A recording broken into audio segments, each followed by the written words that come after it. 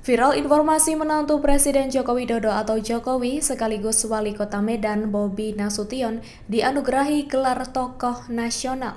Adapun gelar tokoh nasional tersebut diberikan oleh para raja setapanuli bagian selatan atau Tabaksel serta tokoh masyarakatnya. Meski jadi perbincangan baru-baru ini, rupanya pemberian gelar tokoh nasional tersebut sudah diterima Bobi Nasution 1 bulan lalu, tepatnya pada Minggu 4 Februari 2024. Hal itu jadi sorotan karena acara tersebut berlangsung saat Indonesia sedang menyambut pemilu 2024, serta saat ini pasangan calon atau paslon nomor urut 02 Prabowo Gibran disebut-sebut berpeluang besar menjadi capres dan cawapres terpilih 2024.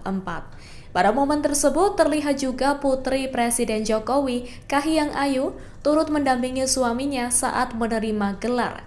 Dalam tanggapannya, Bobi Nasution pun berterima kasih atas gelar tokoh nasional tersebut. Menurutnya, gelar itu merupakan suatu kehormatan yang sangat tinggi bagi dirinya. Ia menyebut gelar tokoh nasional itu dijadikannya sebagai amanah yang diberikan masyarakat Tabaksel.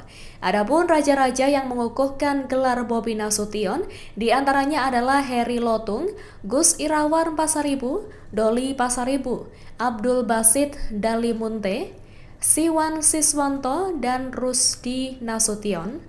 Bahkan disebutkan Bobi tidak hanya mendapatkan pengukuhan sebagai tokoh nasional saja, namun juga dapat gelar kehormatan adat yakni Sultan Porang Gunung Baringin Naposo. Download Tribun X sekarang, menghadirkan lokal menjadi Indonesia.